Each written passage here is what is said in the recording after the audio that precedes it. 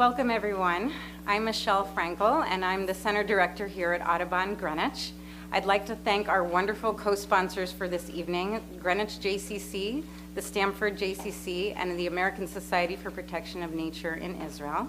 Thank you to Robin Gordon for all your help with this. For those of you who are new to Audubon, I'd like to just take a few minutes to tell you a little bit about what we do. We protect birds and their habitats. We connect people to nature, and we engage people in a range of conservation actions that address a wide range of environmental and human health concerns. Our center here is one of 3 nature education centers that are part of Audubon, Connecticut and the National Audubon Society. Here in Greenwich, we own and manage over 650 acres of land with 15 miles of hiking trails. We have public programs. This is like in my face, sorry. This is for Yossi's height, not mine. We have a wide range of public programs for all sorts of audiences, for all ages throughout the year. We offer school programs. We have a fabulous summer nature camp that's having rave reviews this summer and every summer. We do environmental advocacy work under the guidance of Audubon, Connecticut's fabulous Director of Government Affairs, Sandy Breslin. Are you somewhere in the back there?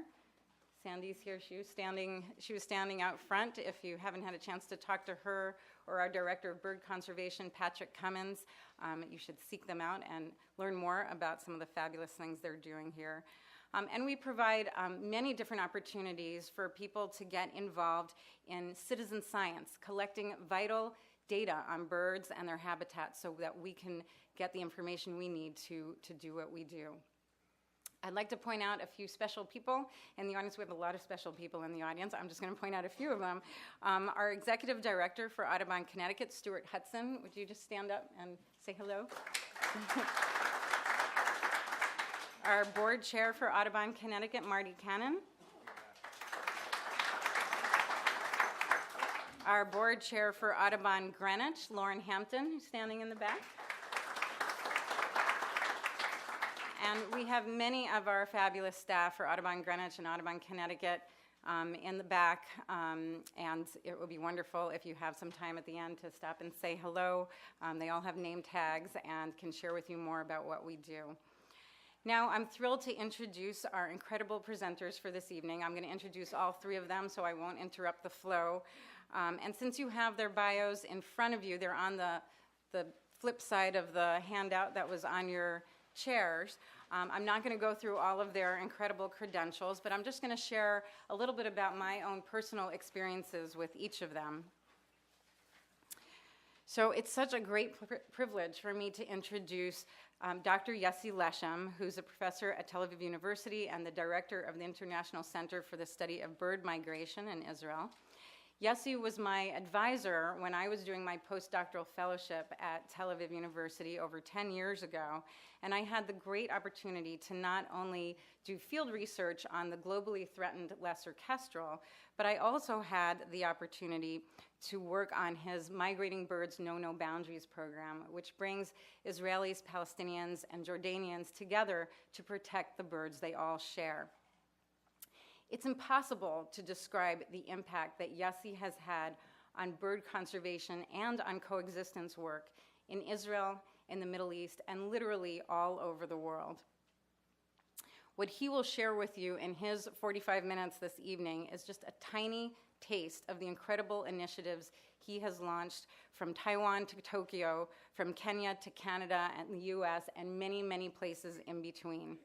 He has been an inspiring role model for me and has really shown how birds can serve as powerful ambassadors to bring people from very different backgrounds together to protect their shared natural resources. And that's something that we have done here at Audubon, Connecticut through a variety of our different programs, such as the Urban Oases program, which also works with people from very different backgrounds in underserved urban areas in Stamford, Bridgeport, New Haven. It's just one of our many programs. But Yossi was really the inspiration for me in terms of how much of a priority that aspect of our work here is.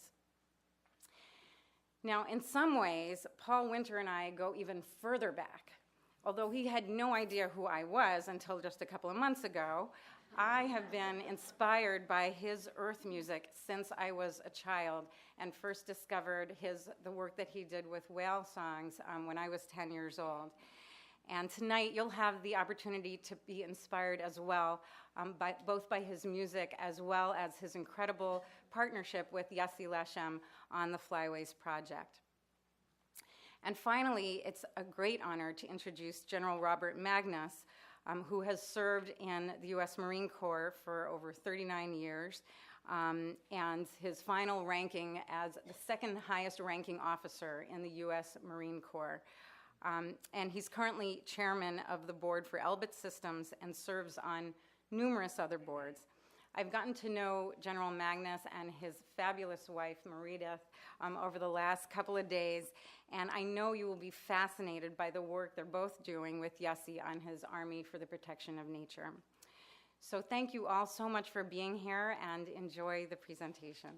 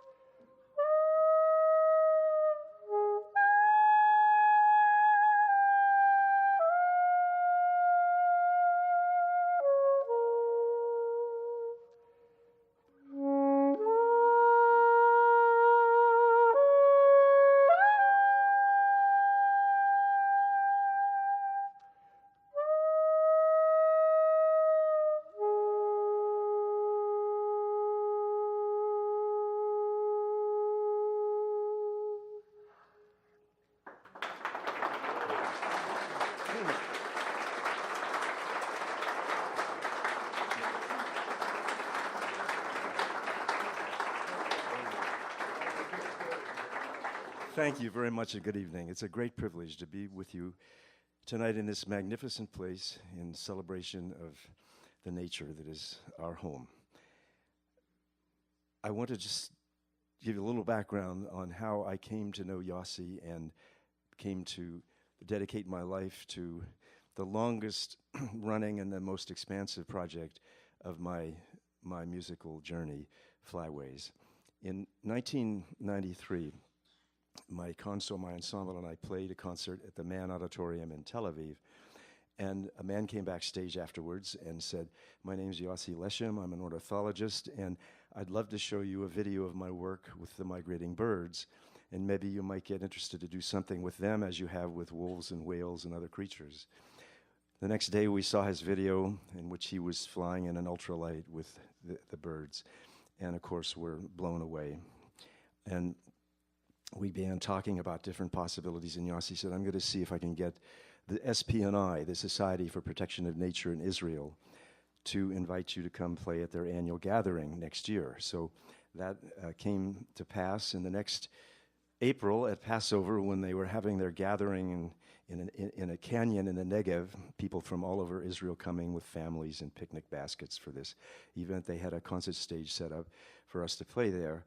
But when we arrived at the Tel Aviv airport, Yossi said, "I've got a van here to take the band down there, but I'm taking you a different way." So he drives me north to Galilee Airport, puts me in a two-seater motorized glider, piloted, fortunately, by a former Air Force pilot, and we take off and go up among the migrating storks who were coming through at that time and turn off the motor and soar with this amazing, huge ballet of hundreds of spiraling, slow-motion birds, totally silent, and we were storks for more than a few minutes. And then, as if that weren't enough, when we turned on the motor to make our way down to the Negev, we flew over Jerusalem and arrived at this little sandy airstrip in the Negev. And from that adventure came this vision to create a musical chronicle of the birds' journey from South Africa up the Rift Valley through the Middle East to Europe and Asia, using music of each culture over which they fly. And we began brainstorming and dreaming about that. For the next few years, we were both too busy with our respective work to do the fundraising necessary to produce a project like this.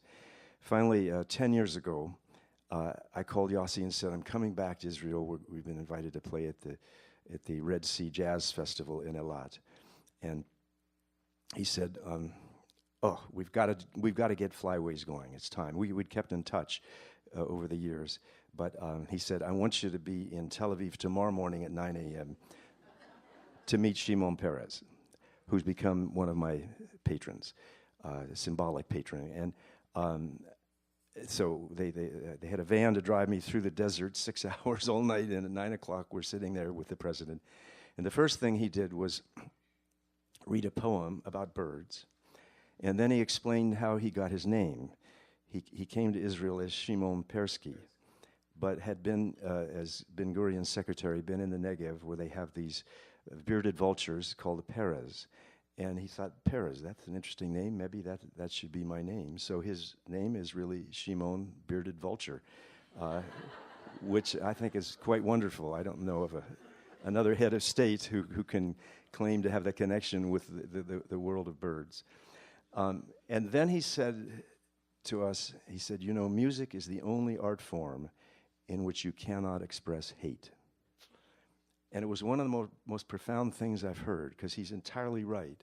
I knew he was referring to the instrumental music, the great classical music of his heritage from Europe, in which you can't express hate. You can get bombastic, but it gave me another slant on how unique music is and how it can be perhaps used much more widely in the world for good things. To make this story shorter, we began working on Flyways after that, and over these last 9 years have been to 16 countries of the Flyway route. recording indigenous people, learning about the lore of the birds and the experience of the birds in each of the countries. And we're going to create an ensemble with one musician of each of the countries, and we're going to call it the Great Rift Valley Orchestra. And hopefully, if things go well and we're able to, later this summer, convene everybody in Istanbul, a central location in this long journey, this long route, and record the interactions among these musicians. So it's become a kind of a double mission. Not only the birds endangered, but the indigenous cultures are endangered. I mean, it's all of us, right? The whole family of life is challenged. And so that's what the project is about, and it's really what Yossi's mission is about. I used to think of and describe Yossi as the ambassador to the world from the birds. And I think now he's an ambassador for the entire family of life. And it's been one of the most inspiring relationships of my life. And it's just a tremendous joy when we get to come together. And I'm thrilled that we're here together tonight to do this, and I'd love to introduce him to you now. Yossi Leshem.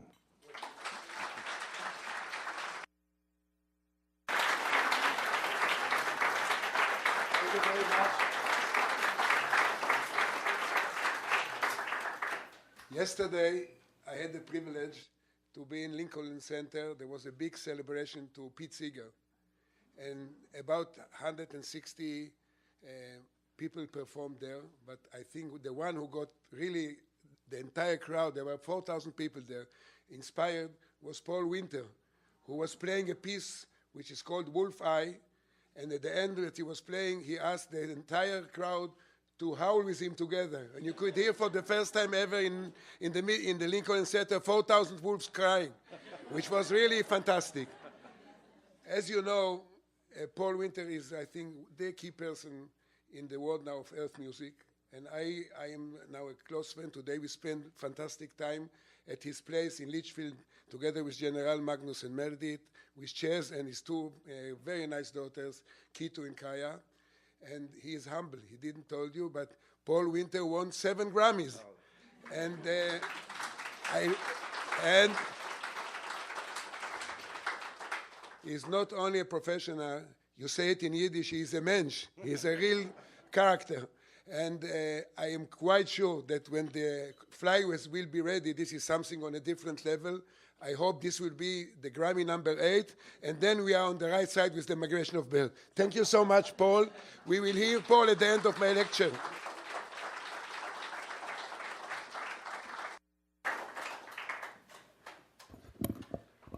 So it's a real privilege to be here, and I have quite a lot of friends here. I want to thank, first of all, to Michal and George, who are hosting us here for the last few days. We had a marvelous time. I just came back last week from Hog Island. I was a week on Hog Island, and I tell you, if someone wants to know what's Garden of Eden, that's Garden of Eden.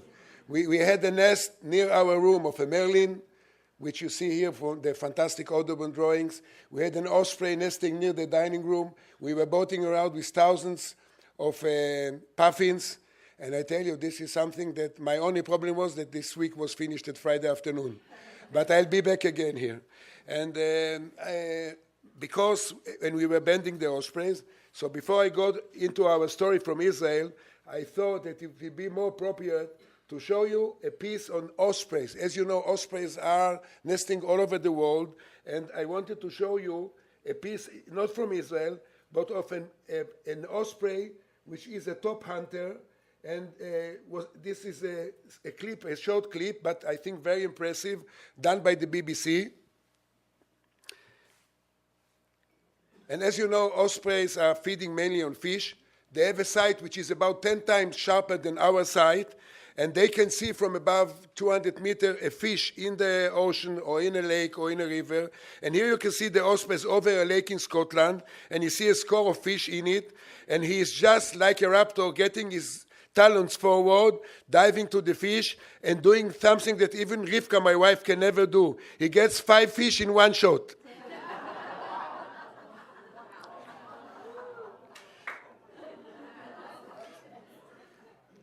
Now, that's part 1. Part 2, he's again in the air. He looks down and suddenly he sees soulfish, which is camouflaged, really perfect. It's not easy to see a soulfish, but he can see him from 200 meters, and again, like a raptor with his very sharp talons, he sends his talons forward, like a bomber. Opa. Now you see it's not easy to get out such a heavy fish out of the lake there. And after he gets stable in the air with the fish in his talons, like a dog that goes into the ocean and needs first to get rid of too much water in his body, he gets rid of the water.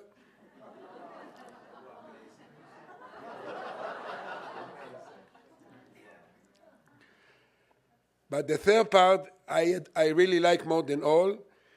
And here you see the osprey, which weighs about 1.4 kilos, diving to the same lake with his talons. And in this case, he got a trout, which weighs almost 2 kilos. So he's getting up in the air. You see, we had to work very hard with a fish which is heavier than his body. We can never do it. So you can see not only that he got a heavy trout out of the lake, as you see in a second, he's holding the trout with one leg. So when you see this, you suddenly understand how humble we have to be. They are much, much better adapted to nature than we are. You see, only with one leg. And of course, for the trout, it's the first and last flight, as you can see here. So after being in Hog Island and enjoying, they have in fact an online camera. And one of the issues that I'm discussing with Michal and others, we want to use the birds as a platform under the title Migrating Birds Know No Boundaries, getting people together. And because the ospreys nest in Europe, Asia, and North America, and migrating south, we have now radio transmitters that we attach to them that I'll come to it soon. And then we can get schools together. We can get Jewish and non-Jewish schools from North America to the Middle East. We have 30 Palestinian schools and 30 Jordanian schools, which we are still doing our project together. So Paul was mentioning our president, Shimon Peres. This is the bearded vulture near Masada. Unfortunately, the last pair was extincted in Israel in 1982. And here you can see Shimon Peres, our president, together with Professor Mendelssohn, who was in this mission in the desert. And the big story of Israel, as you know, we are now in very hard times. Unfortunately, the aggression never stops in the Middle East. We are a very small country located in the junction of 3 continents. From the political point of view, it's of course disaster. We are all the time in the news, all the time. We are not solving our problems. But talking on bird migration, this is one of the hotspots in the world. And I was leading a study, which I'll tell you soon, with the Israeli Air Force, because if you have 500 million, we found out that we have 500 million migrating birds twice a year. So 1 billion birds migrate over a very limited airspace in such huge numbers. They don't pay tax, they just come and enjoy our bottleneck. And so for bird lovers, for research, for conservation, it's a big story. It's exactly like Panama or Veracruz between North and South America. But if you're talking on the Israeli Air Force, it's a huge problem. And we've suddenly learned that the Israeli Air Force in 3 decades lost 11 aircraft, which crashed. I'm talking now only on birds. 11 aircraft crashed, 75 collisions with a damage above $1 million each, and 3 pilots were killed because of birds. And I'll tell you soon the story. As you know, in Israel, everything comes together with politics. We have a Palestine sunbird, we have a Syrian woodpecker, and we have an Egyptian vulture in Israel. And the question is, how do we want to see the Middle East? Do we want to see what happens now in the Gaza Strip? Unfortunately, it takes time to solve all these problems. Or we should do the work that I am trying to do, at getting Arabs and Jews together through the birds, which is the platform to get people together. So the question is, what's the vision? How can we do it? I always like to show the picture of President Bush stands like a birder, but he forgot to remove the cover of the binocular, as you see here. So when I got, in fact, at the end of the lecture, I have some CDs of the lecture and all these clips. If you want, I can give you some. And when I got the first time this picture, which was taken in a maneuver before Iraq, I thought maybe it's not really polite to show American public their president in such a pose. But fortunately enough, after 2 years, our Minister of Defense was caught at the same pose.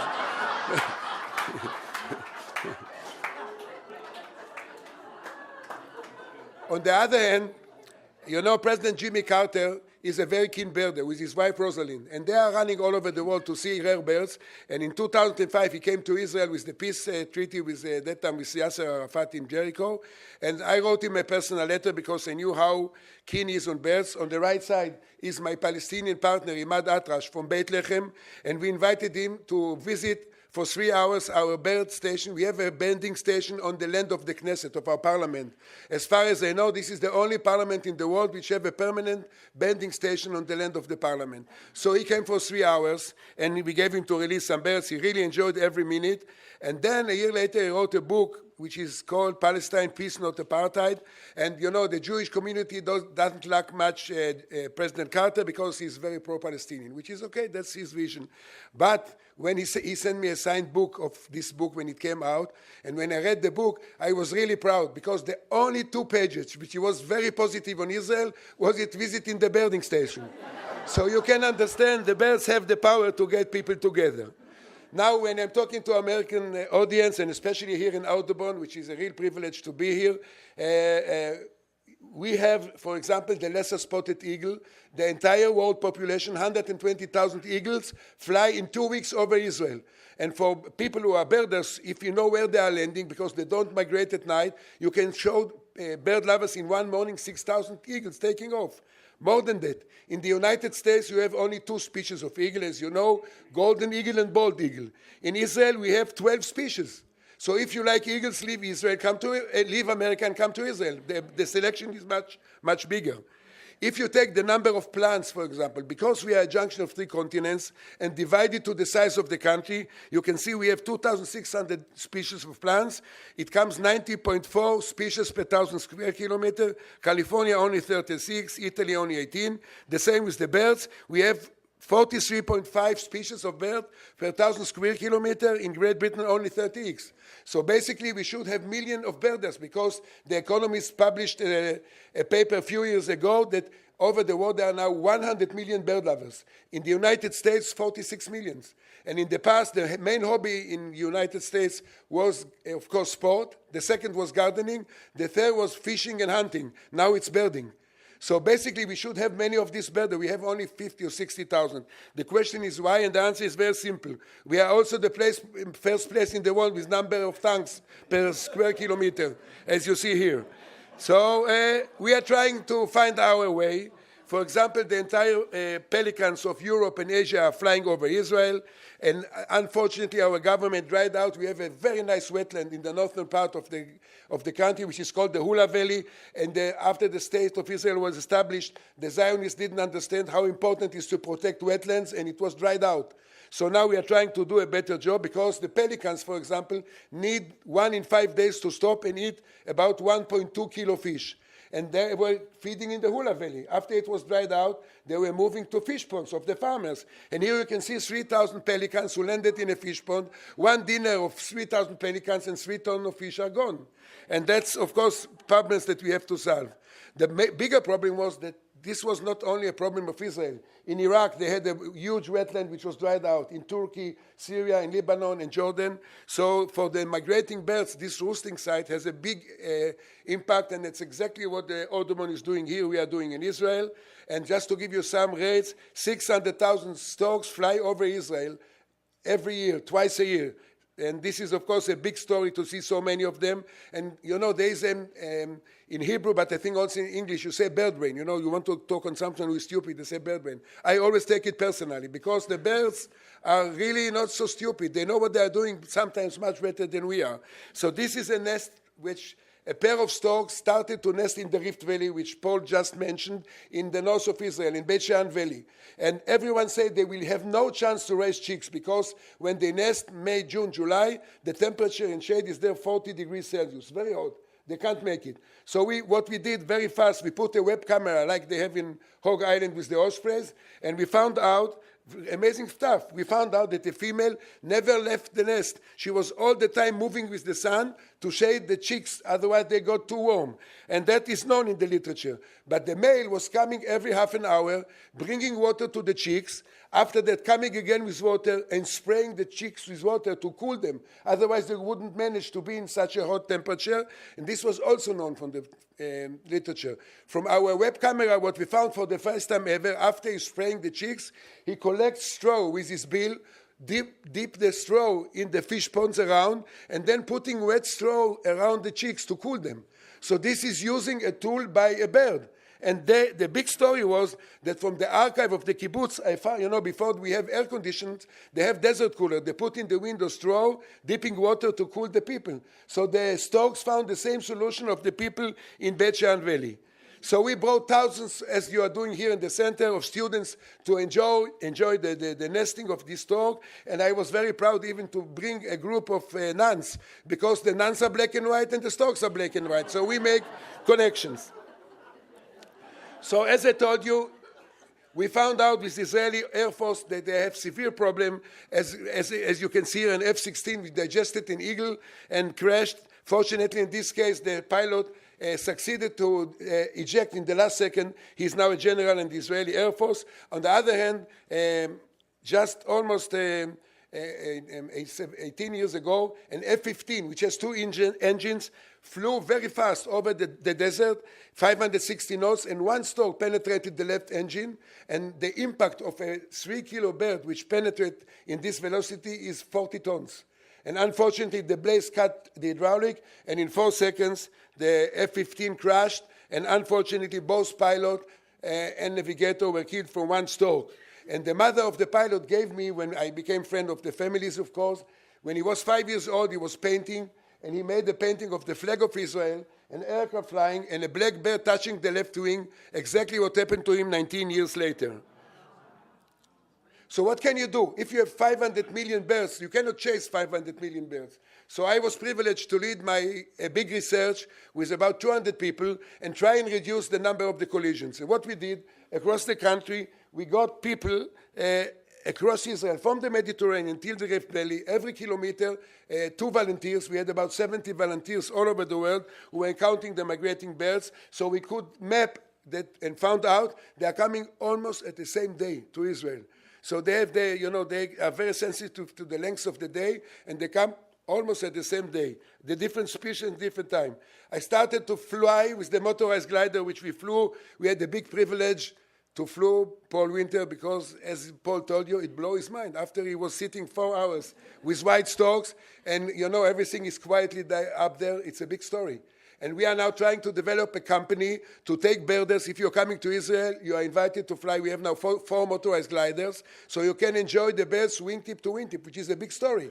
And we even made the business plan. As always, you need a business plan. Because the migration is only half a year out of the entire year, the other half a year we want to organize bar mitzvah tours. We take the kids, I'm serious, we did it. You take the kids, you take them up in the sky closer to God, they enjoy it, you give them a bit to fly, and it's so you are more, so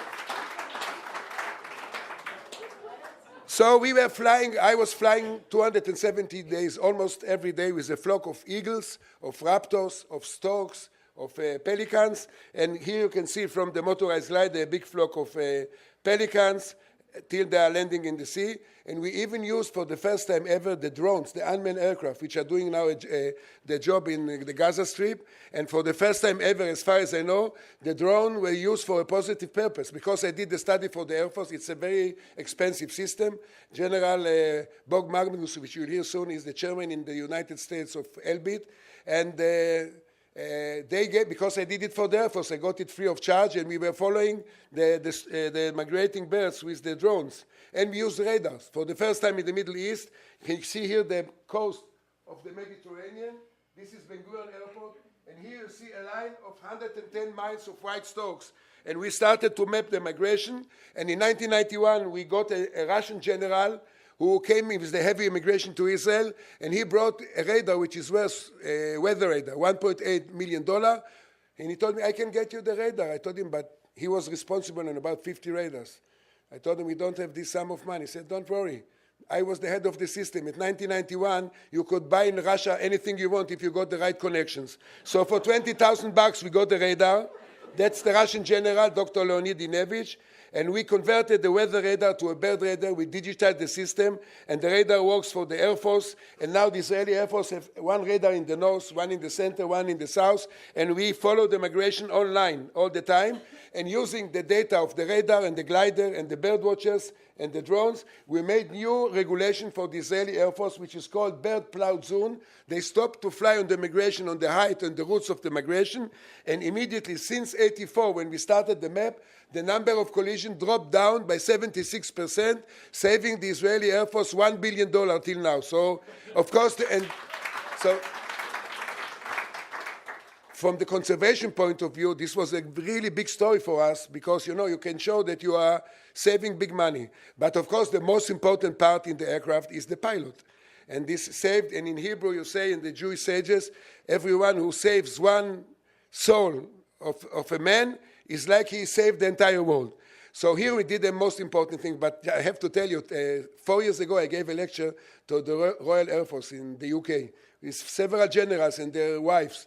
At the end, one of the ladies stood up and said, Yossi, you told us how you saved the pilots, but you have to emphasize that you saved also a few thousand birds. So this is typically British, I told her, of course, I came from that side of the bird, but we are talking on people here. So we tried to get also the Jordanian Air Force connected. We wanted to develop a network of a bird radar in the entire Middle East, but because of and we already met with the Air Forces, but unfortunately it doesn't work with the political situation. But now we are going on a big scale, and we have here a young student which I just met yesterday that I want to get him involved. This is Netherlands. These are clouds moving, and here you see passerines. Birds are moving on the migration to UK. And the idea is now to get 170 radars in Europe with an algorithm to convert it to a bird radar, and then the entire continent will be on one network to follow the migration. And hopefully we will succeed in this job. We are now a big group of experts who are working together on this. And as you remember the story of Captain Sullenberger 5 years ago, who landed on the Hudson, there is no, he was hit by Canadian geese. If they would have the radar like Latron or one of our radars, it wouldn't happen because we see passerine, birds of 7 grams with these radars. But they didn't use the radar. So, of course, this happened. And the passengers were really lucky that Captain Sullenberger was really, he was, a glider pilot, so he had the ability to come in the right angle. And, he was, as you know, he became a celebrity, a hero in the United States. And when he was interviewed in 60 Minutes, he was asked, I have all the material, I have a file on Sullenberger. In fact, next week I hope to meet him. He's in San Francisco because we wanted to develop this story of the radars also in the States. So when he was asked, how did you know these are birds? He said, all my senses. First I saw the flow coming into my face, then I hear the bang, and then I smelled them. It was like a chicken and chips sign. And, he asked all the passengers to stand on the wing quietly till the boats will come and rescue them. And I just told him, you were lucky that you were a captain of US Airways. Because if you be a captain of El Al, disaster. Hudson is really freezing in January. And you tell the Israeli to stay quiet in a row, immediately they start to push. They are really difficult. So, you have to be innovative and think on different ideas. For example, we started to use an idea which was not original ours, but it was developed in Florida by Dr. Nick Carter. And the idea was to train border collie dogs who are very smart and very active, and they are trained to chase birds from airstrips. So we brought them to Israel, and we have now in all the big airbases border collies who are chasing the birds. And here you can see for the first time ever, the commander of the Air Force at that time, Shkedi, giving an official bone to a dog. This was never done before in the Air Force, as you can see here. So, huh? No, I tell you why. Because Nick Carter is directing a company which is called BCR, Border Collie Rescue. So what we did, I can tell you the true story. I convinced, it was also a crazy story. That we get support from the American nation in Israel. And if you get through the money of support, then it's cheaper for the Air Force. So I told them he's already training his dogs. Let's make a contract with BCR. We get the dogs. We will have the Israeli so everything is done in English. Each airbase has a guy who is running the dogs with a whistle, which you cannot hear, but the dogs hear it, and they give him the angle, worked perfectly in all the airbases. And we started to use, after this, in the middle 90s, I was leading another exciting project, which was sponsored by the German government, and the idea is to put radios on birds, on migrating birds. You put a small device, and then through a French satellite, Argos, every 90 minutes, you can locate the bird on the entire globe. You can put it on your husband or wife, and you can see it in the internet and follow them very easily. So Angela Merkel, at that time, she was the Minister of Environment. She gave us the funds, and we put radios on the birds. And I just want to, what we did when we got the funds from the German government, I moved to the Minister of Education in Israel, and they gave us matching to make we developed a big website, which was already said, Migrating Birds Know No Boundaries, and we started to follow them with schools. So here you can see the female, her name was Princessa. She is moving through the Bosphorus to Israel and to Sudan, and her husband, this was a new tactic in migrating bird. He goes different direction to Spain. She doesn't need him all the year. So 5 months a year, he's on a different direction. She stays in Sudan for 2 months, and then she moves till Cape Town.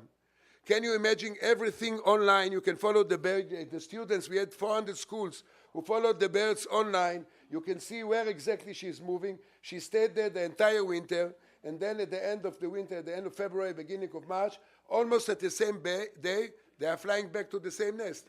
We followed her for 13 years. And the big story was that, as you see, she flies back to her husband year after year. But the big story was that after 10 years, you know, these storks, as Paul already said, they are dependent on thermals, you know, on hot air.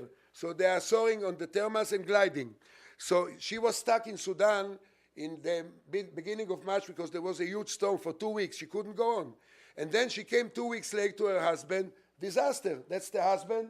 That is Princessa. And that's a young stork was sitting on the eggs. He never waited a minute. She didn't come in time.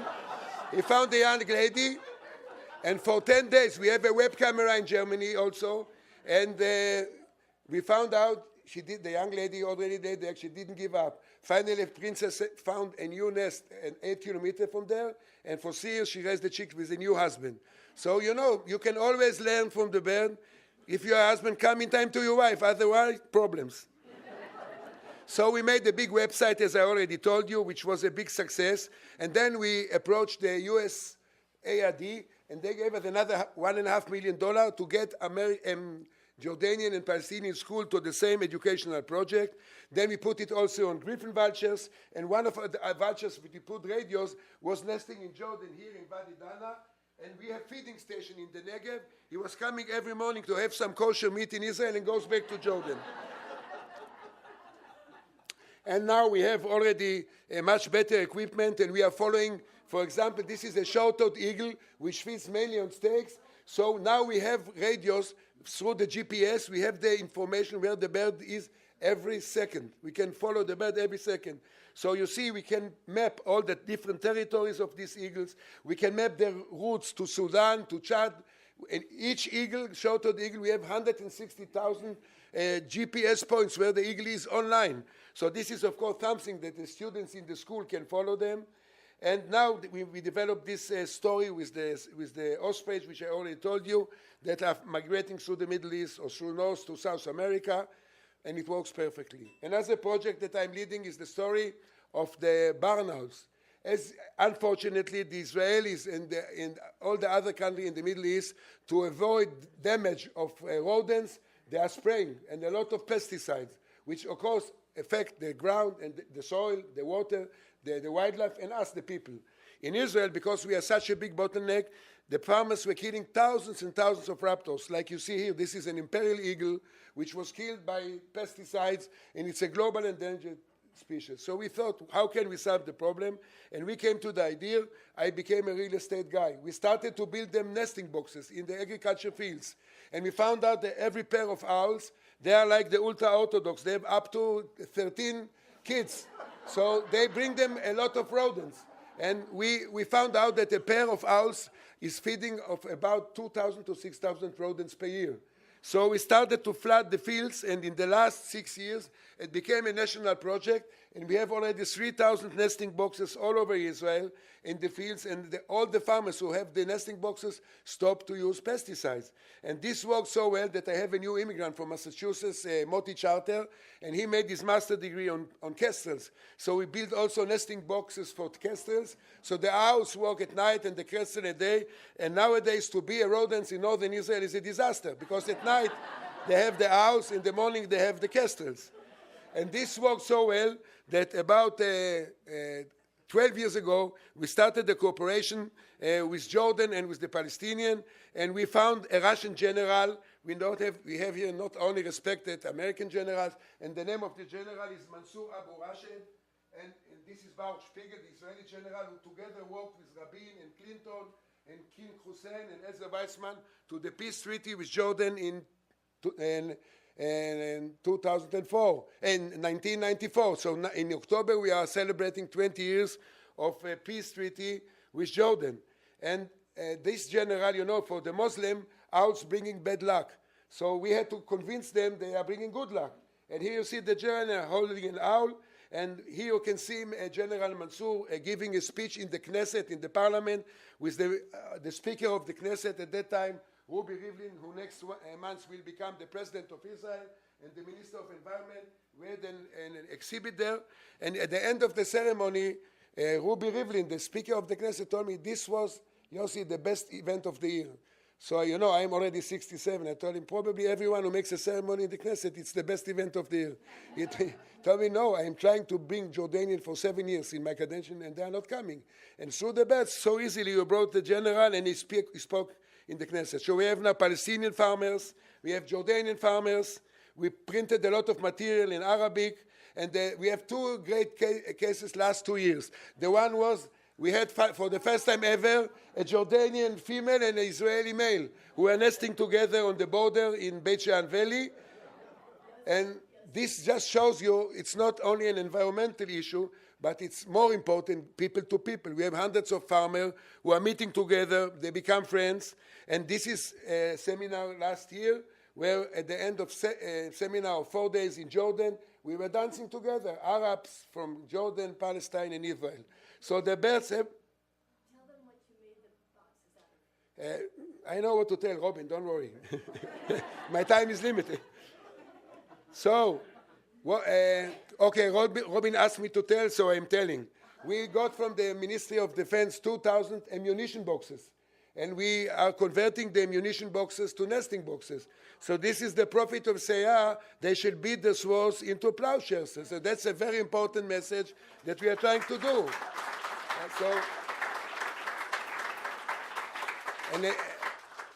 Especially in this really hard day for us in the Middle East and for everyone, this is a different direction. So we are even getting soldiers who are making some work to make the boxes. And here you see an ammunition box with owls nesting there. It works very nicely.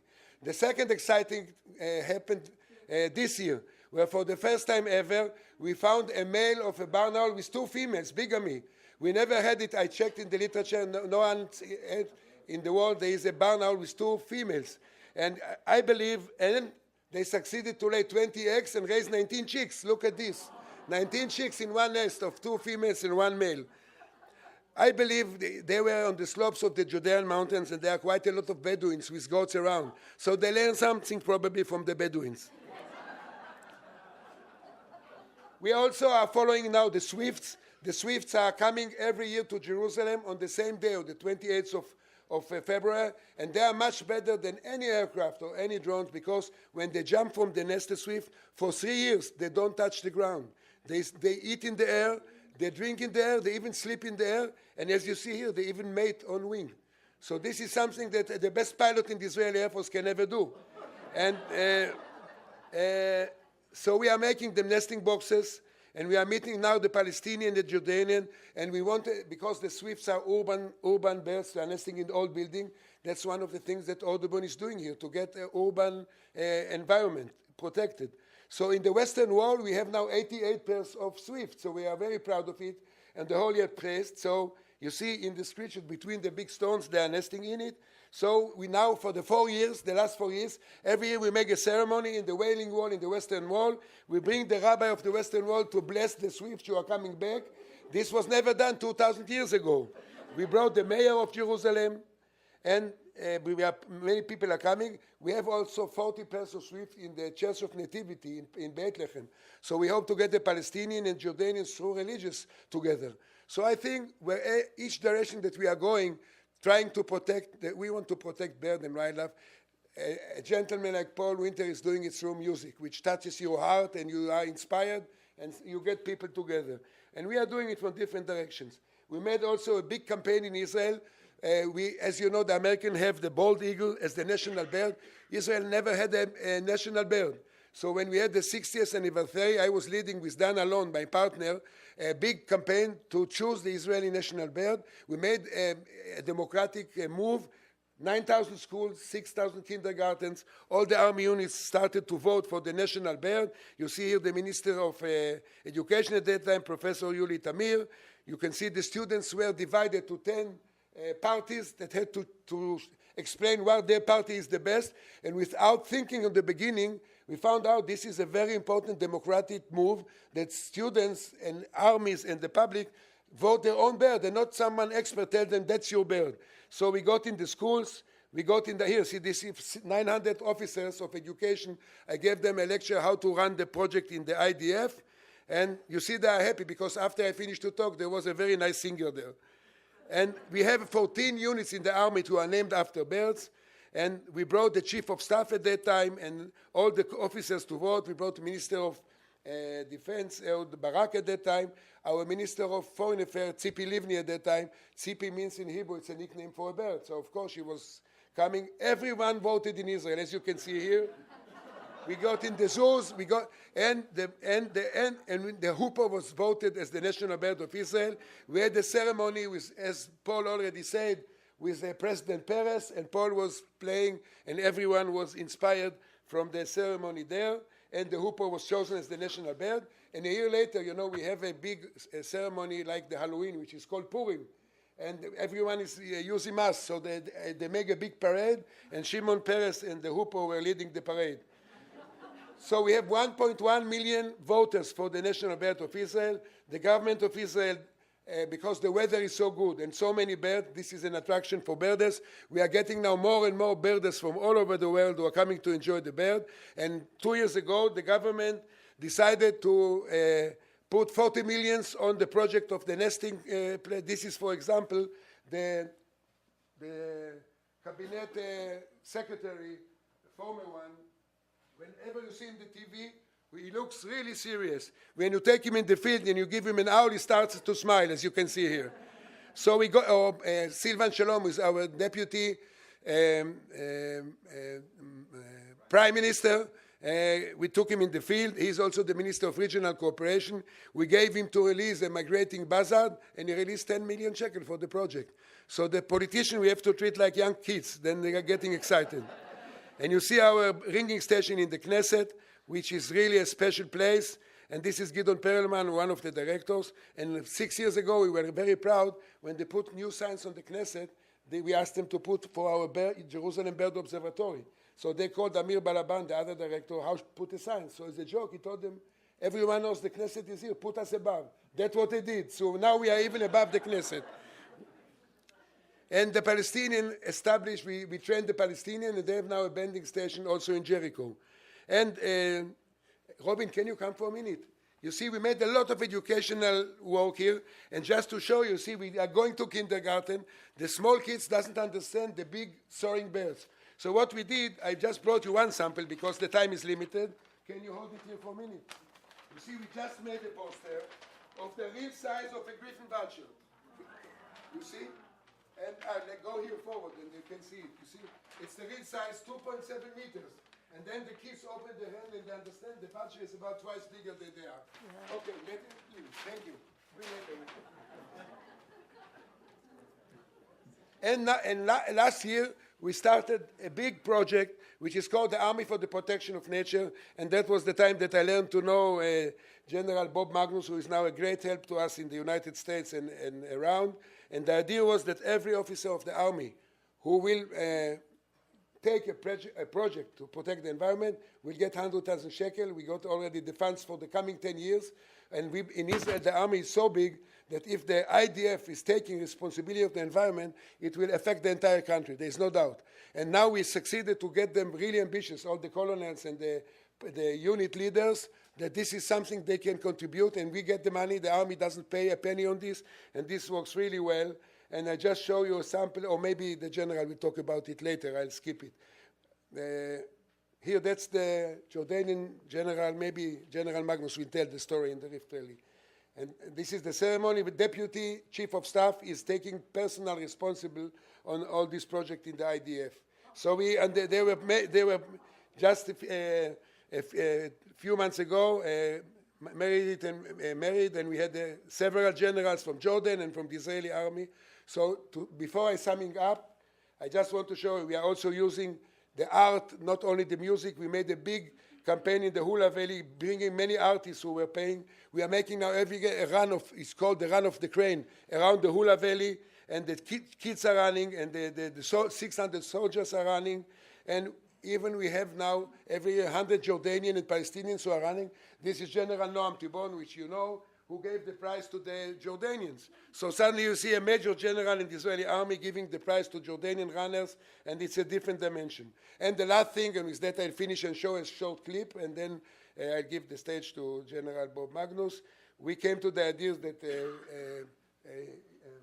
Paul was talking. This is the Great Rift Valley, 7,100 kilometers from Taurus in Turkey till Mozambique. And we brought in 94 the Dalai Lama with Paul Winter. He was speaking and Paul was playing.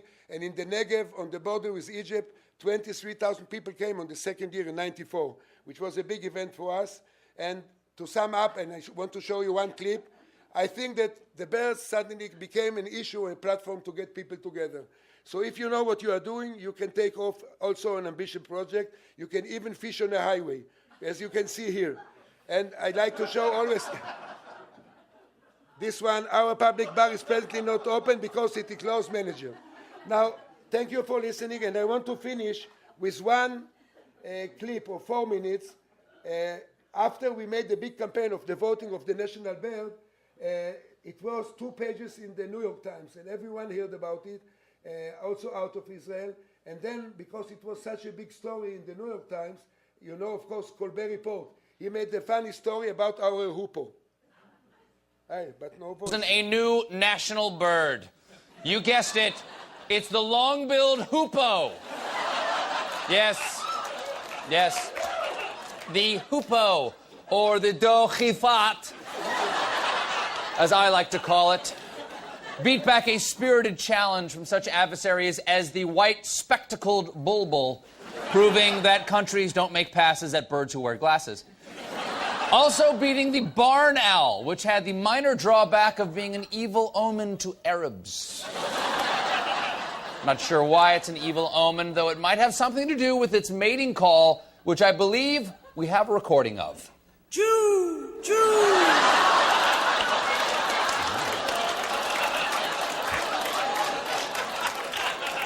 I believe... Can you hear that again, Jim? Choo! Choo! I believe that was the female of the species. The dark-crested. Choosing a national bird is one of the biggest decisions a country must make, folks. It determines how the world will see you forever.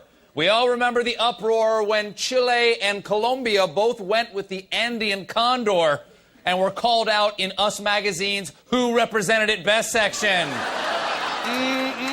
Chile made it work. This is a huge comeback for the long-billed hoopoe, which has gotten bad press as recently as 500 BC, when the Torah said, "They shall not be eaten, they are an abomination." Basically, same rules as gay people. So, congratulations to Israel. Just as America soars like the mighty eagle, may you emulate the noble long-billed hoopoe by squirting fecal matter at intruders. That would be a very effective way to defend the Golan Heights. And to the hoopoe itself, good luck. It is not easy being Israel's national bird. I believe the national birds of your neighboring countries are all cats. Thank you very much. It was a pleasure to be with you. Speaking of the Torah,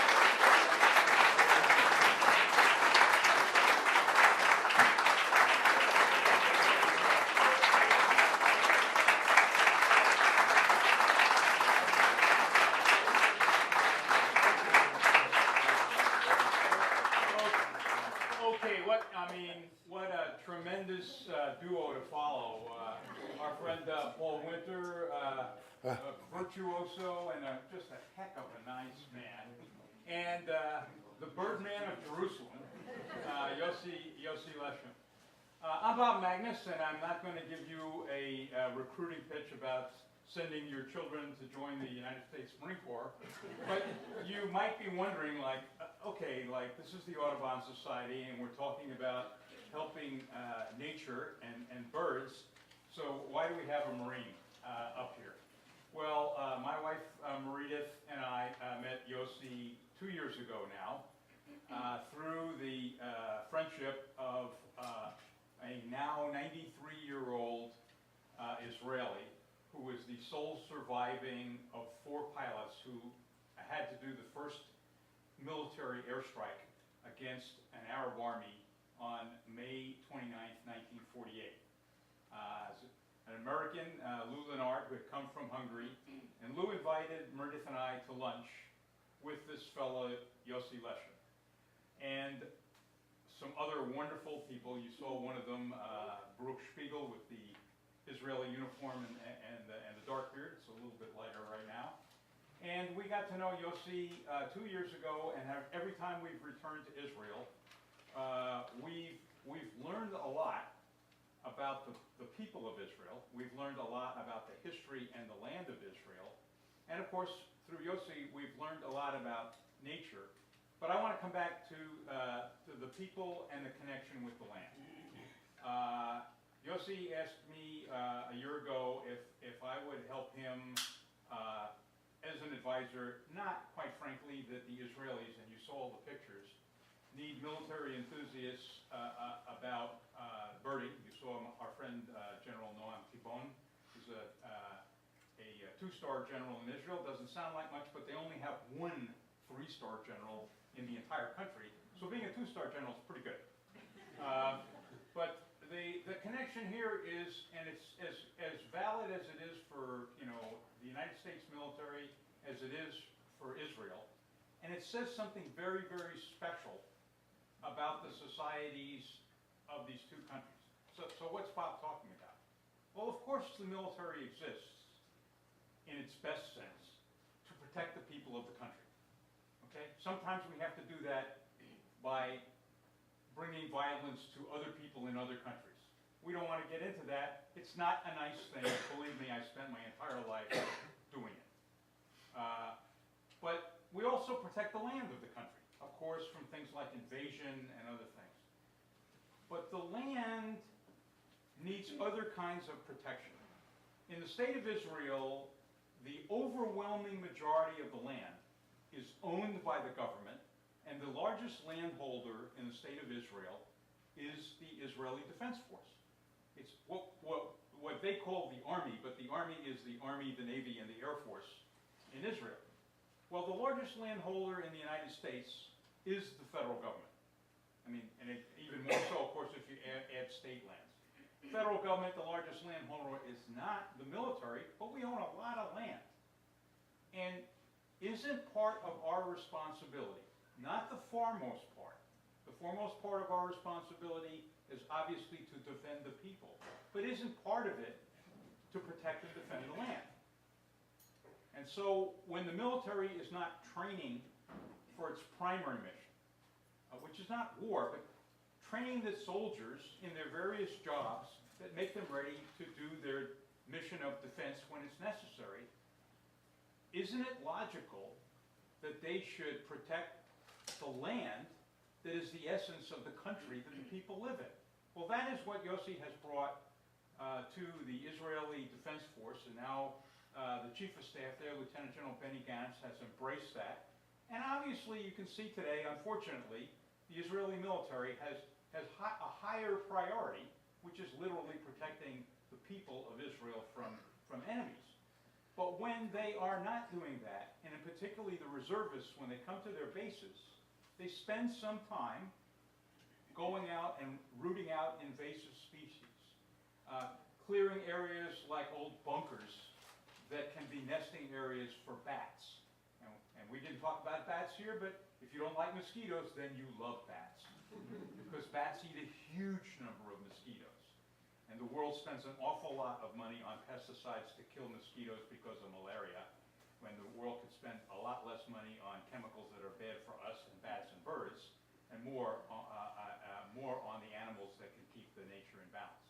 So what I'm here for is to say that the military has a lot of things to do, and when they are not doing their primary mission, I believe that the military can do a great deal for safety, as you've seen with Yossi Leshem.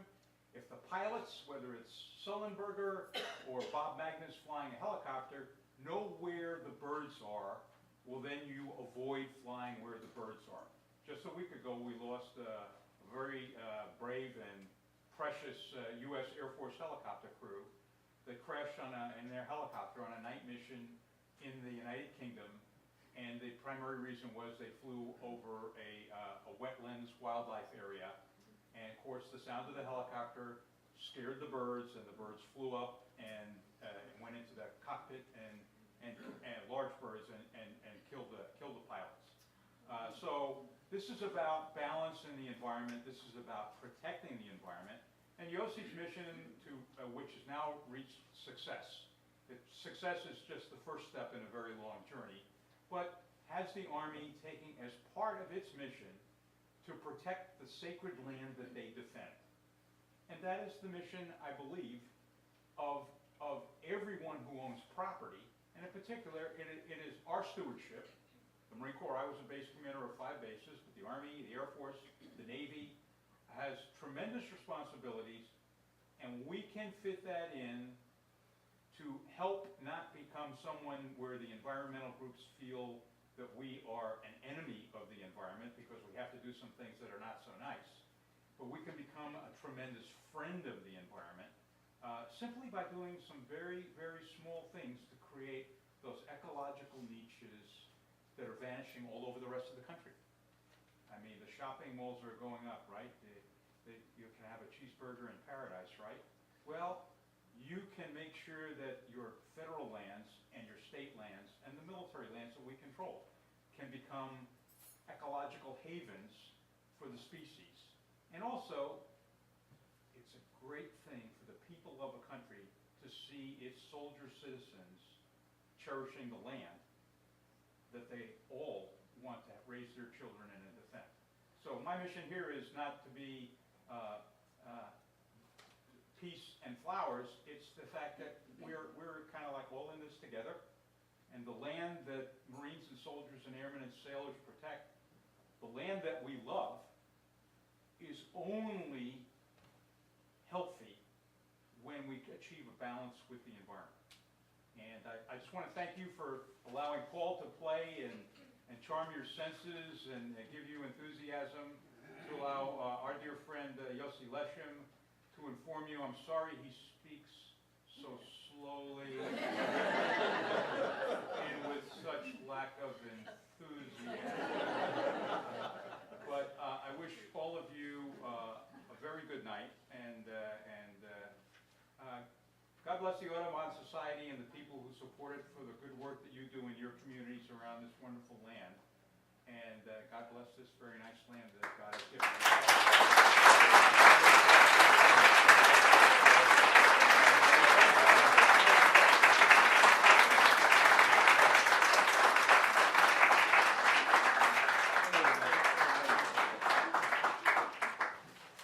So before we get to hear another performance by Paul Winter, we have about 15 minutes or so of question and answer for all 3 of our presenters, if you would all come up.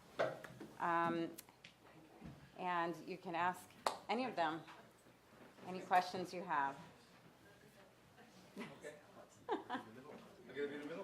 Blue's my favorite color. Maybe we put light on the people that we see. Question.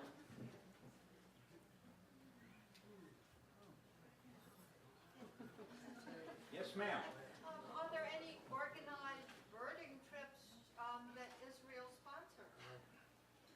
Yeah, we have here Robin Gordon from the American Society for the Protection of Nature.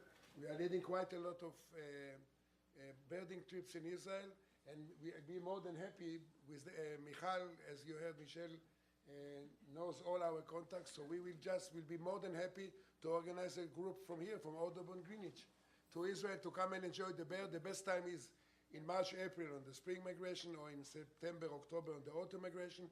In the winter, we have many other wintering birds. We have 35,000 cranes in the Hula Valley. You just drive between them. It's really fantastic. I want to add one thing.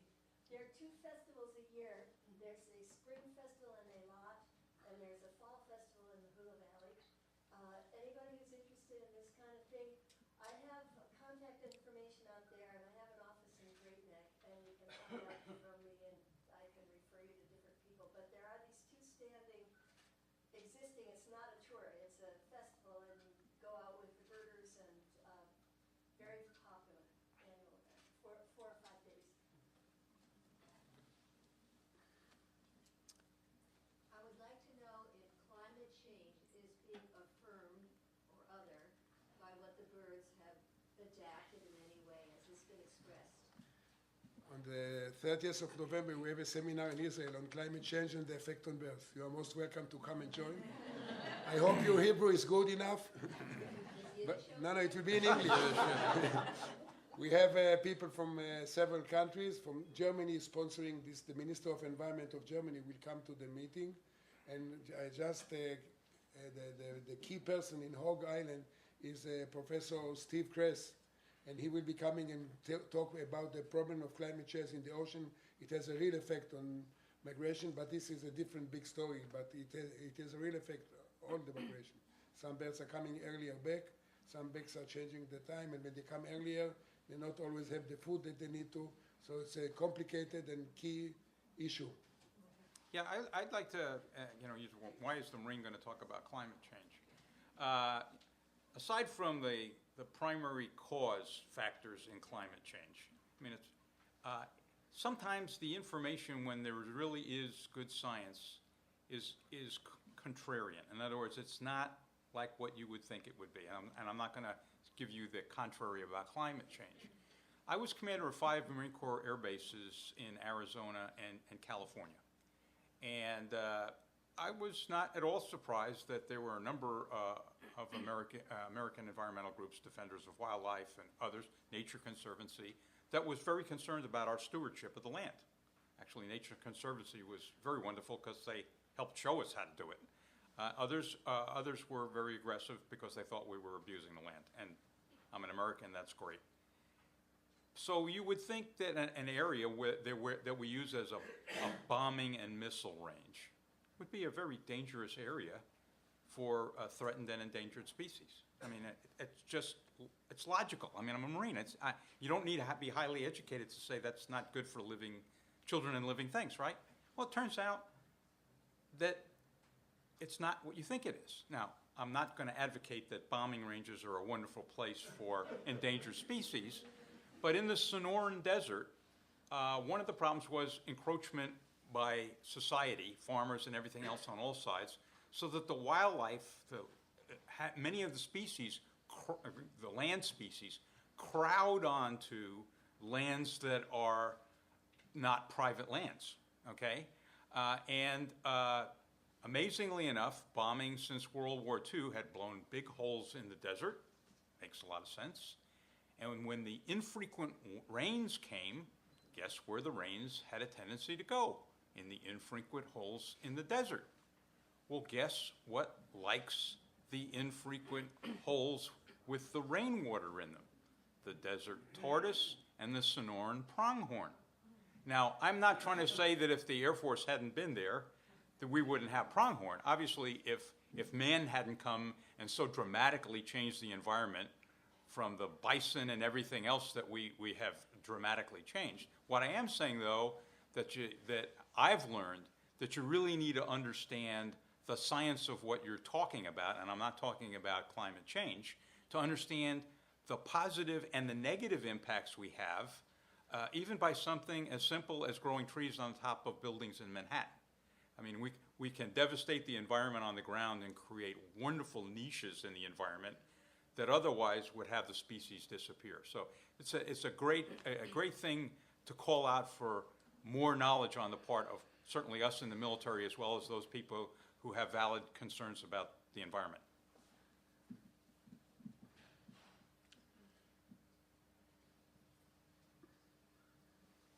Sir. My wife and I were in Israel, and we were at the Hula Valley one October, and we were absolutely fascinated by the numbers of different birds migrating through in a few days. Can you tell us from how far away they come in Asia? I know they come from Western Europe, but I'm just curious about that. Okay, they are coming from a huge area. They're coming from Kazakhstan, for example. The steppe eagles, all of them are coming from Kazakhstan, and even up from the Himalayas. They're coming from northern Russia. All the cranes in the Hula are coming from northwest Russia, and the storks are coming from eastern Germany and the Eastern Bloc, so like Poland. In Poland, they have 67,000 pairs of white storks. So most of the birds are coming from Central and Eastern Europe and Western Asia. It's called the Palearctic zone. And we are a bottleneck because many of them avoid to fly over the Mediterranean and over the sea. So they are coming over Israel and Lebanon. Unfortunately, in Turkey and Lebanon, there are millions of hunters, so there is real conservation problems, but it's a long story. But we have the big advantage to live on a bottleneck. So we have really big numbers. And for bird lovers, of course, it's a big story. And again, I have my card, and if any one of you want to come, we give you all the information to organize the group. I'll talk about this with Michal to try and get a group of Audubon Greenwich. Just to clarify, my Hebrew name is Michal, so when he okay. says that, it's talking about me.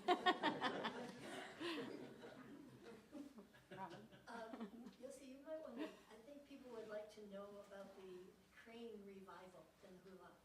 The numbers in the early 90s, what happened? You know, very briefly, when they started to reflood this area, which was dried out by the government, the JNF, the Jewish National Fund, they wanted to make there a fiasco. They wanted to bring the rhinos and hippos and giraffes to make it like a safari in Africa. And we stopped them, and finally, very fast, the crane came there because it's a very shallow water, and the farmers are growing peanuts and chickpeas. And the cranes are like an average Israeli. They are very noisy, they like to be in big groups, and they like to eat chickpeas and peanuts. So what we did, we learned from the Americans as many times, and we are feeding them. We are feeding them every day 7 tons of corn, so they have a huge area where they are feeding.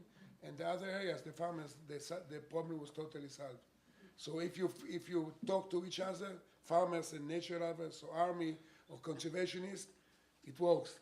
Unfortunately, with the Palestinians, it doesn't work yet with us, but I hope that finally this will also work.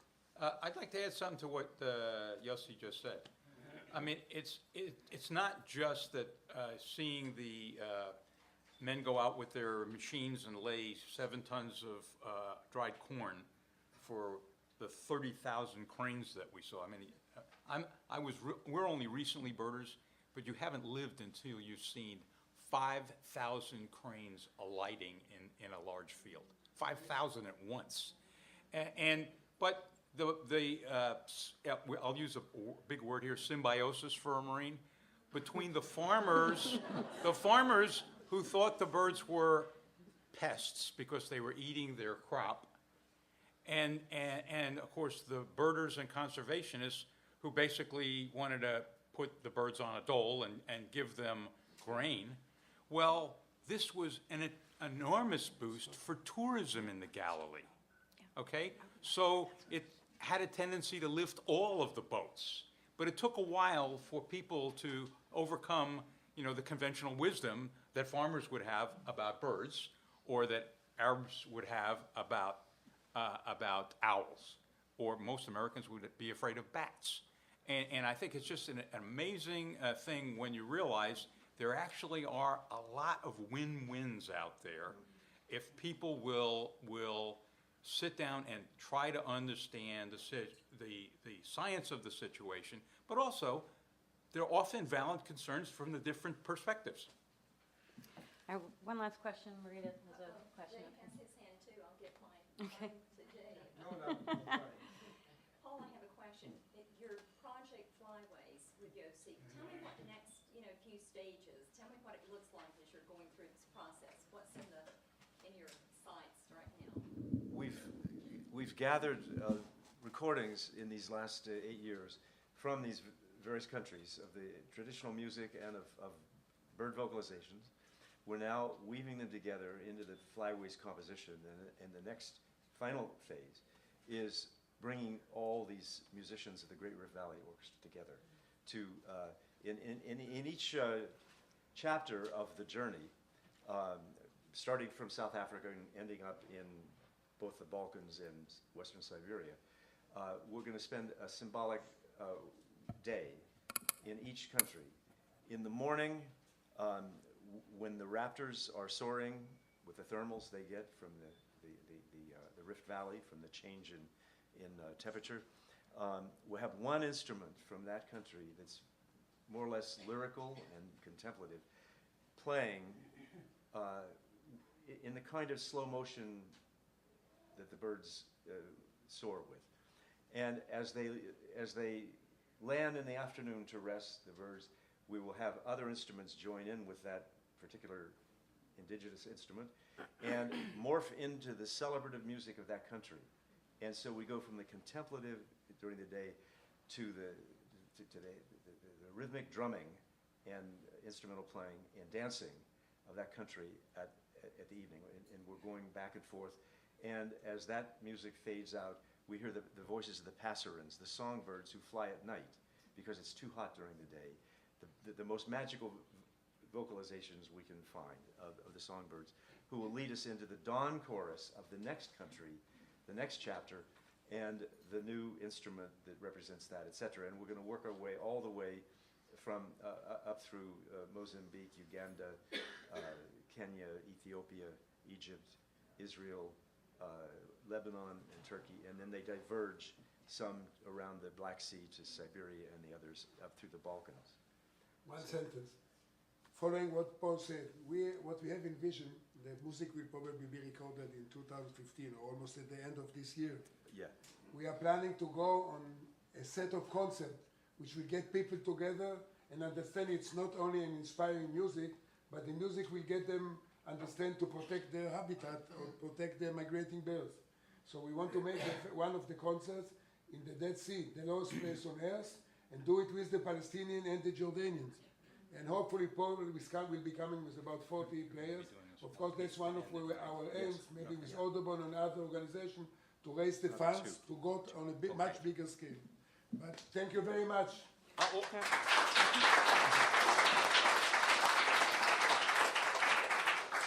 My wife would say, of course, he wants to have the last word, but the last word will be the sound of music from Paul. I want to tell you one thing, and not about how the military should be doing things, but just make this very human and very relevant to the moment. Because when you turn on the news, it's not very good. Okay, it's not very good for Palestinians or Israelis or Ukrainians. But I want you to kind of feel the richness here. When and now it's been 20 years plus, I'm sure, for Yossi, with the barn owls. You saw these cute little barn owls, and my wife held one. And it's almost like these toys. They're beautiful little animals. Well, it took some time because of the heavy industrial agriculture in Israel. Israel's tremendous agriculturalists invented drip agriculture, et cetera. But they used a lot of, genetically modified crops, pesticides, herbicides, and all of that. Well, in the early 90s, Yossi, as you saw, introduced the idea of saving the barn owls by putting them in the fields. And of course, as you saw, they eat thousands of rodents. And over a period of time, a small group of Palestinian farmers who come into Israel from the occupied territories were convinced to come and have some education about the positive aspects of the owls. Well, that went on to where you are now today, where the Jordanians are also experiencing this. But let me tell you what the benefit was to the farmer.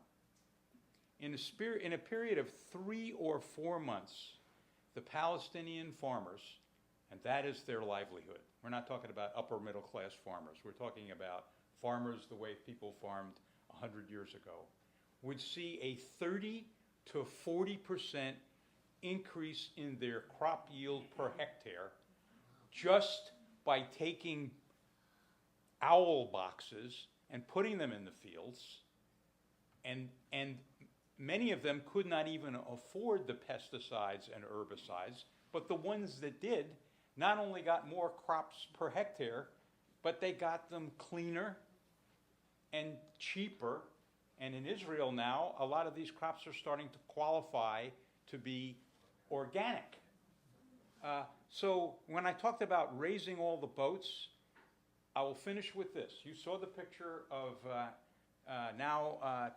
Chancellor Angela Merkel, okay, when she was Minister of the Environment and gave Yossi a pretty significant pot of euros for his work. She came back to Israel early this year and was in Jerusalem. And of course, Yossi knew her, and she knew him. They weren't, high school chums. So he tried to see her. And of course, with the entourage that a president and a chancellor would have, everybody said, no, she has no time. The Israeli handlers said no. The German handlers said no. Finally, of course, you know how shy Yossi is. He managed to prevail, and one of the German entourage went to the chancellor and asked her, did she know Professor Yossi Leshem? And she said, of course, I want to see him. So in the midst of, as you can imagine, a jam-packed schedule with photo ops, she stops and has a conversation with Yossi Leshem. And here's my final point. She turned to Yossi Leshem and said, Yossi, you have been able to do with the birds what we have not been able to do with the diplomats. Thank you, Yossi.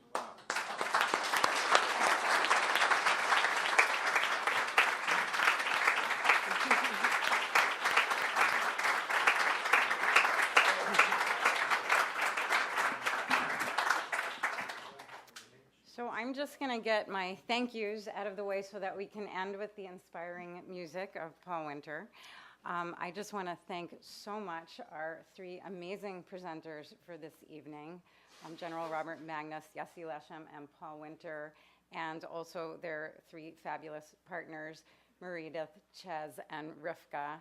And soon you're going to see Kaya, Paul and Chez's daughter, who will perform a little bit with you. And it's just been such an honor to have all of you here this evening, and I just want to thank you so much. So first of all, let me give them all a great hand. And I know for many of you, this might be the first time that you've been here, and so we're honored to have you here, and we would love to have you back. And we have lots of wonderful programs all year round. We have a couple coming up in the next couple of months, and we'd love to have you back. On Sunday, August 3rd, we have a bird banding program where you could come bring your kids and see birds up close in the hand and enjoy a family breakfast. That should be a really fabulous program, Sunday, August 3rd. And then September 27th and 28th, we have our Hawk Watch Festival and Green Bazaar. It's an annual event. We get 1,000 people a day at that event. We have raptor shows. We have all sorts of amazing programs for all ages. Check out our Audubon Greenwich website for more information and lots of other great programs. So I hope to see you back, and thank you all for being here.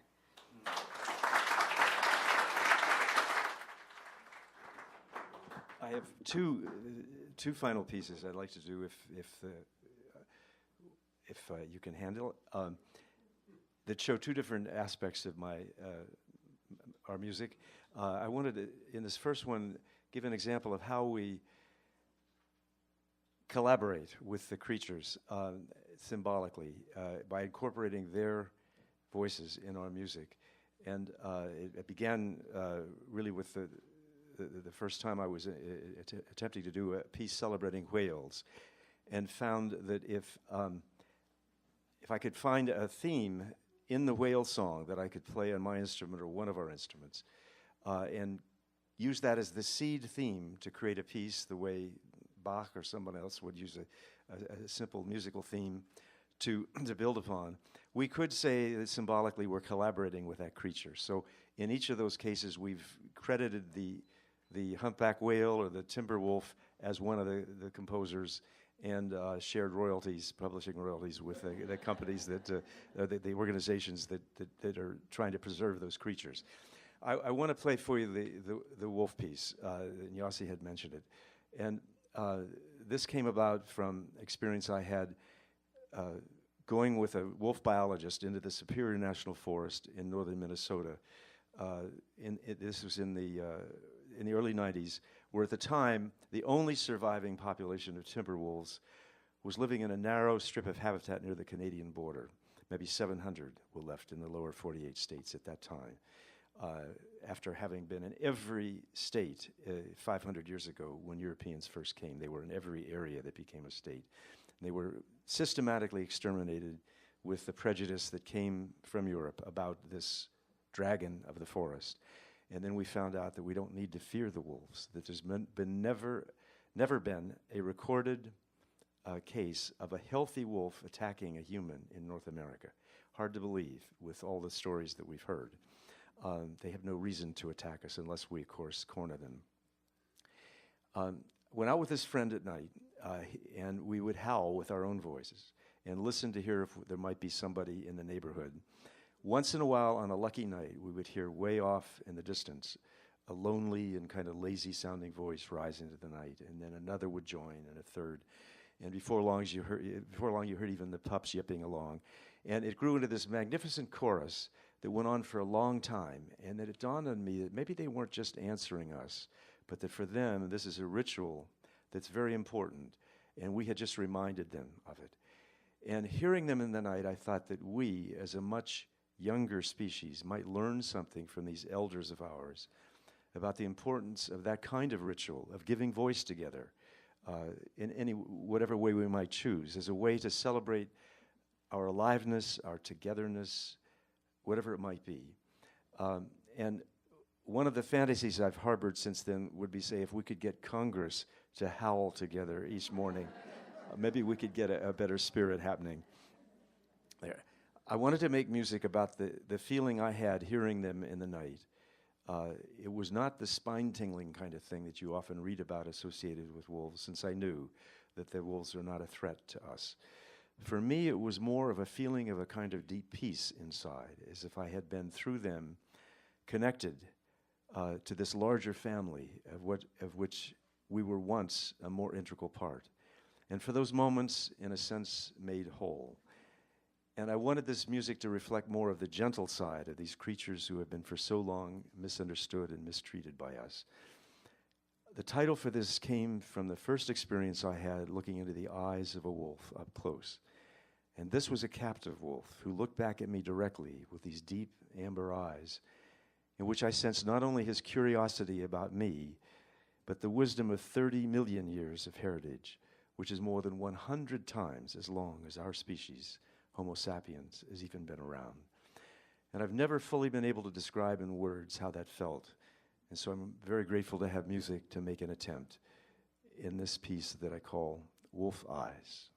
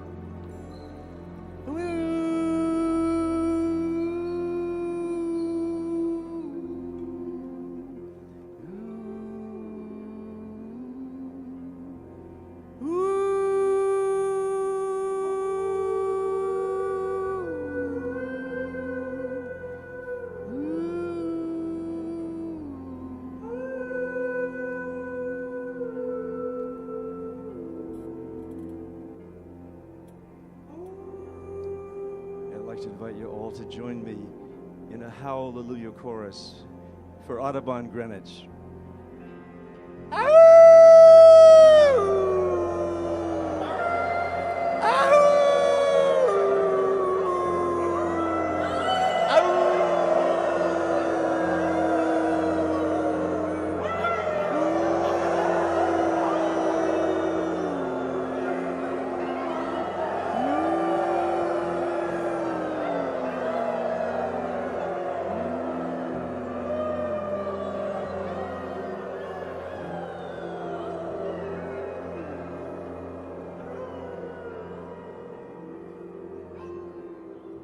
Bravo.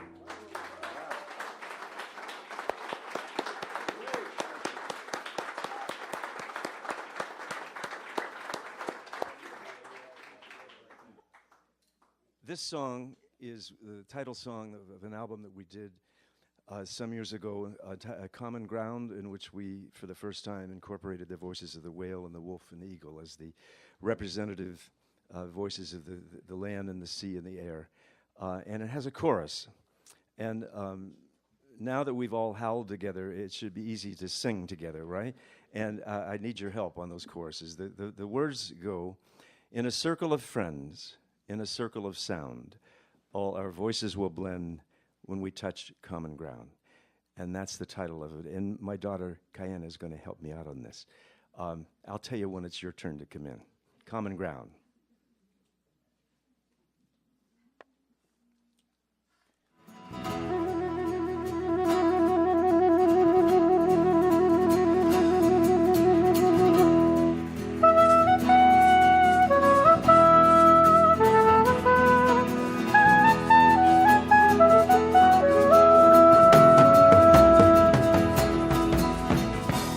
Voices are calling round the earth, music is rising in the sea, the spirit of morning fills the air, guiding my journey home.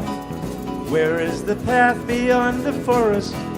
Where is the song I always knew? I remember it just around the bend.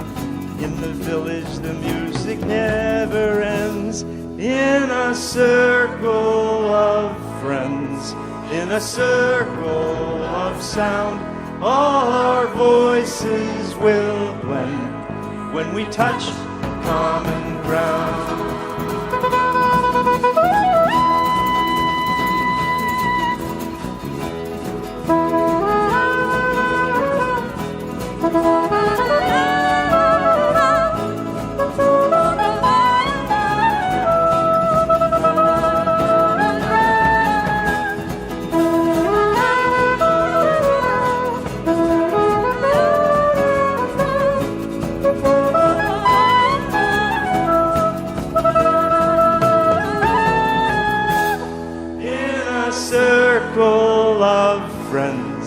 In a circle of sound, all our voices will blend when we touch common ground.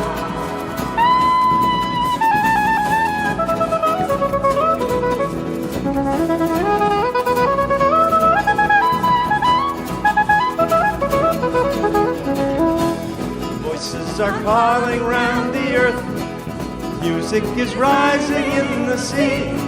Spirit of morning fills the air, guiding my journey home. Here is the path beyond the forest. Here is the song I always knew.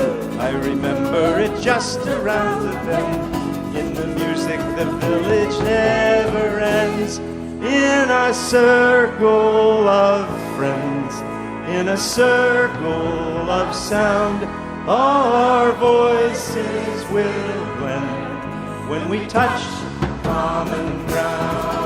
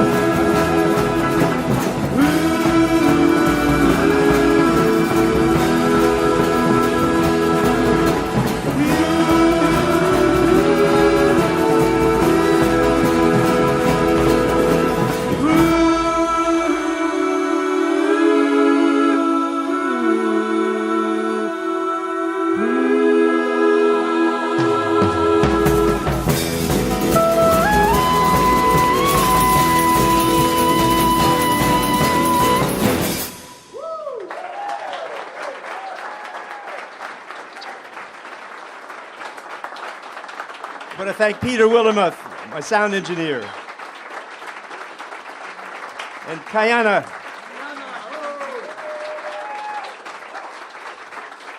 Yossi. Bob. And Michelle and all of you. It's been a great privilege to be with you tonight. Thank you very much.